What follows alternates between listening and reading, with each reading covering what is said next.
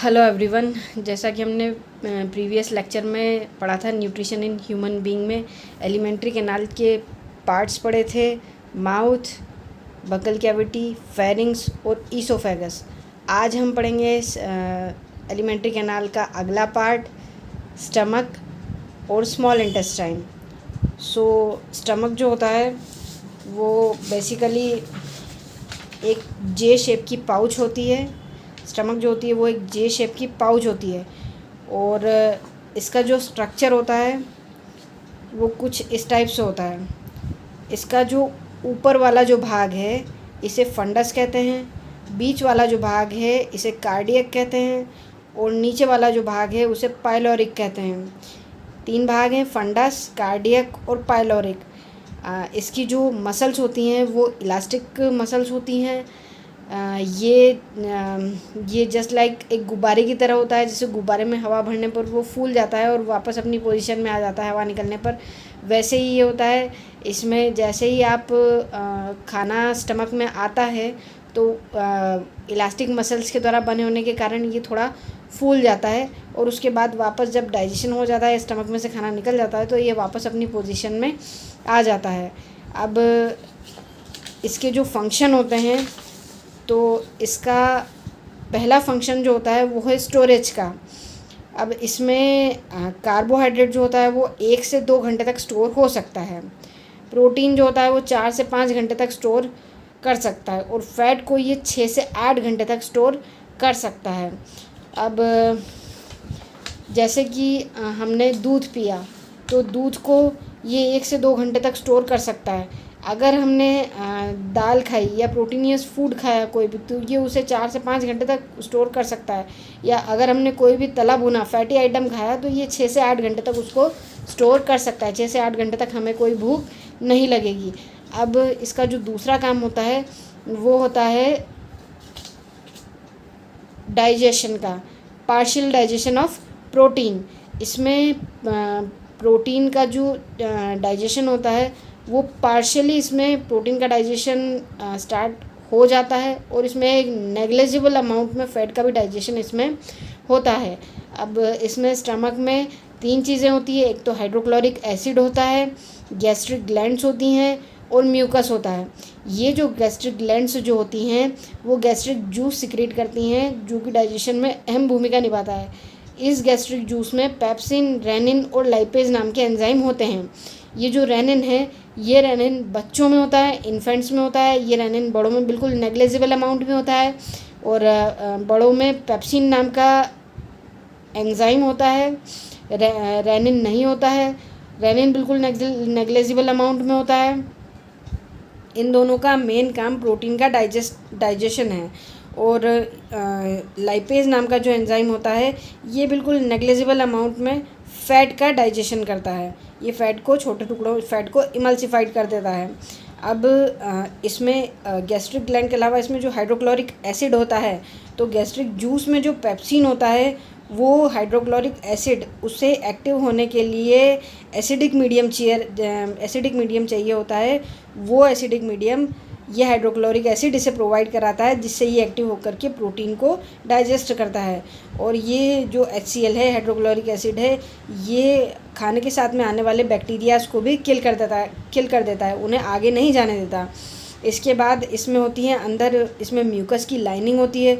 ये जो म्यूकस की लाइनिंग होती है ये म्यूकस एक चिपचिपा लसलसा पदार्थ होता है जो कि स्टमक की वॉल को इस हाइड्रोक्लोरिक एसिड से प्रोटेक्ट करता है।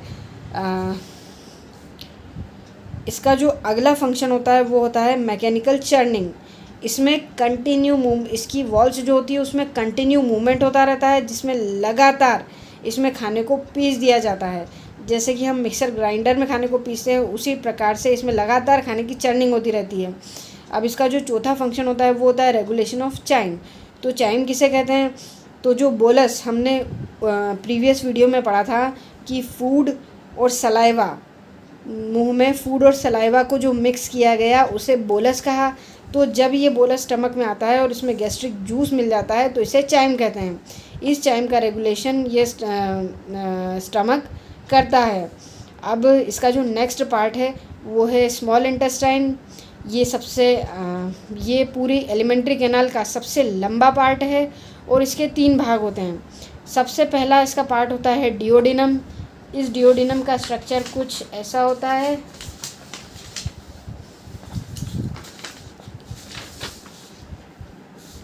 इस डिओडिनम का स्ट्रक्चर कुछ ऐसा होता है। इसमें इसमें स्टमक का जो पाइलोरिक वाला एंड है उससे जुड़ा हुआ रहता है, उसकी ओपनिंग इसमें होती है। और स्टमक के पाइलोरिक वाले एंड में एक स्फिंक्टर नाम की मसल्स होती हैं। ये एक ढक्कन की तरह काम करती हैं और इनके खिंचते ही चाइम को आगे डिओडिनम में पहुंचा दिया जाता है।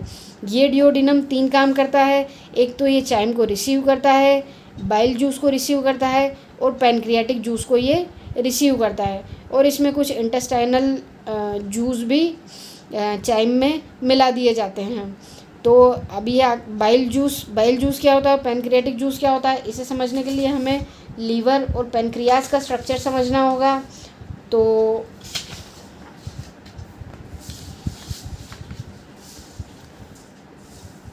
लीवर का स्ट्रक्चर कुछ इस प्रकार से होता है। इसमें एक राइट लोब होता है, एक लेफ़्ट लोब होता है। ये हमारे बॉडी की सबसे बड़ी ग्लैंड है जो कि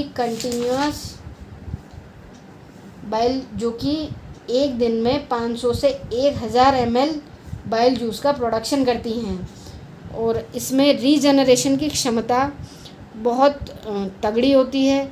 और चूँकि इसमें ये कंटिन्यूसली काम करती हैं तो इनमें सेल का डैमेज भी होता है और जितनी जल्दी सेल का डैमेज होता है उतनी जल्दी इसमें रिपेयरिंग भी हो जाती है। इसमें 2 पार्ट होते हैं, एक राइट लोब होता है, एक लेफ़्ट लोब होता है। ये बाइल जूस का प्रोडक्शन करते हैं। और ये जो बाइल जूस है ये राइट वाले लोब की तरफ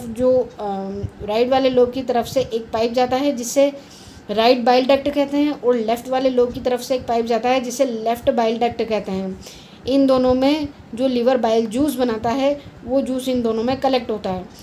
लीवर के राइट लोब के पास में एक गॉल ब्लैडर नाम की एक और ग्लैंड होती है। ये ग्लैंड लीवर जितना भी बाइल जूस बनाता है उसका कुछ % इसको दे देता है। तो ये उसे और बाइल जूस को और गाढ़ा कर देती है और ये उस गाढ़े बाइल जूस को राइट लोब के द्वारा ये जो कॉमन बाइल डक्ट जो लेफ़्ट और राइट नीचे से आकर के कॉमन बाइल डक्ट में खुल जाते हैं, तो गॉल ब्लैडर अपना बाइल जूस राइट लोब से होता हुआ कॉमन बाइल डक्ट में आ जाता है। अब ये जो बाइल जूस होता है ये फैट को डाइजेस्ट करने का काम करते हैं। अब इस कॉमन जो बाइल डक्ट होती है इससे एक पैनक्रियाटिक डक्ट भी जुड़ी हुई होती है और इससे जो पैनक्रियाटिक जूस है वो इस कॉमन डक्ट में मिल जाता है। ये आपस में बाइल डक्ट और पैनक्रियाटिक डक्ट आपस में मिलकर के इसे हिपैटिक डक्ट कहते हैं। इस पैनक्रियाटिक डक्ट से पैनक्रियाज जुड़ा हुआ होता है और पैनक्रियाज जो है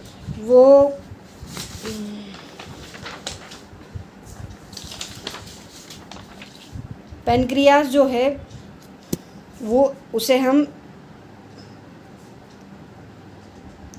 पैनक्रियाज को एक मिक्स ग्लैंड कहा जाता है क्योंकि ग्लैंड 2 टाइप की होती है, एक होती है एक्सोक्राइन और एक होती है एंडोक्राइन। एक्सोक्राइन मतलब जो अपना सिक्रीशन किसी डक्ट में डाले उसे एक्सोक्राइन डक्ट कहते हैं और एंडोक्राइन डक्ट जो अपना सिक्रीशन डायरेक्ट ब्लड में डाले उसे एंडोक्राइन डक्ट कहते हैं। तो पैनक्रियाज जो है वो ये दोनों काम करता है। इसकी पैनक्रियाटिक डक्ट है इसके थ्रू जो ये पैनक्रियाटिक जूस निकालता है, इस पैनक्रियाटिक जूस को ये इस डक्ट के थ्रू हिपैटिक डक्ट में मिला देता है। और ये जो पैनक्रियाज है इससे ये 2 हार्मोन्स निकालता है। इसमें एक हार्मोन इंसुलिन होता है जो कि ब्लड में शुगर की मात्रा को कंट्रोल करता है। तो इसलिए ये एक मिक्स ग्लैंड कहलाता है। और अब इसका जो नेक्स्ट पार्ट है इस पैनक्रियाटिक जूस और बाइल जूस में और ये पैनक्रियाटिक जूस और बाइल जूस यहाँ से निकल करके ये डिओडिनम इन्हें रिसीव करता है और इसमें कुछ इंटेस्टाइनल जूस भी मिलाता है। ये तीनों मिल करके और प्रोटीन, कार्बोहाइड्रेट और फैट को डाइजेस्ट करते हैं। ये डाइजेशन जो है ये तीनों को मिला करके डिओडिनम वाला पार्ट यहाँ से इन चारों चीज़ों को भेज देता है स्मॉल इंटेस्टाइन के अगले पार्ट में, जिसका नाम है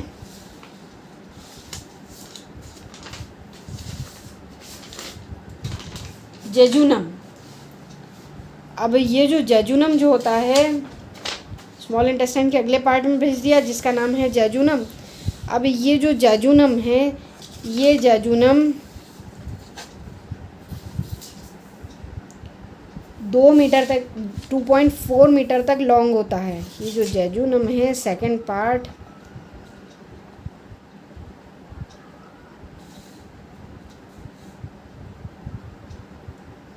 ये 2.4 मीटर तक लॉन्ग पार्ट होता है। इसकी वॉल में अंदर ऐसे फिंगर लाइक प्रोजेक्शंस होते हैं जिन्हें विलाई कहते हैं, ये खाने के लिए जो एब्जॉर्प्शन की जो सरफेस है उन्हें बढ़ा देते हैं। अब यहाँ पर कंप्लीट डाइजेशन यहाँ पर होता है।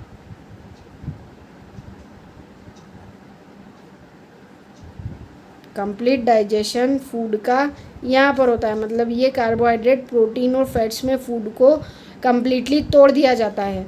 और यहाँ पर कंप्लीट डाइजेशन होने के बाद कुछ मात्रा में यहाँ एब्जॉर्प्शन भी होता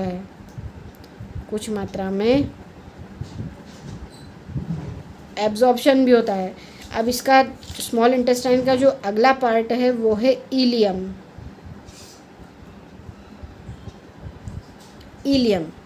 ये जो इलियम है इस पार्ट में क्लब शेप के विलाई होते हैं। ये इस टाइप से क्लब शेप के विलाई होते हैं, मतलब या हम कह सकते हैं कि मशरूम शेप के विलाई होते हैं। तो इलियम वाले पार्ट में मेनली एब्जॉर्प्शन ही होता है, और यहाँ पर खाने का 97% तक एब्जॉर्प्शन यहाँ डाइजेस्टेड फूड का हो जाता है। ये क्लब शेप होते हैं, इससे जो एब्जॉर्प्शन के लिए जो सरफेस चाहिए होती है वो सरफेस एरिया बढ़ जाता है।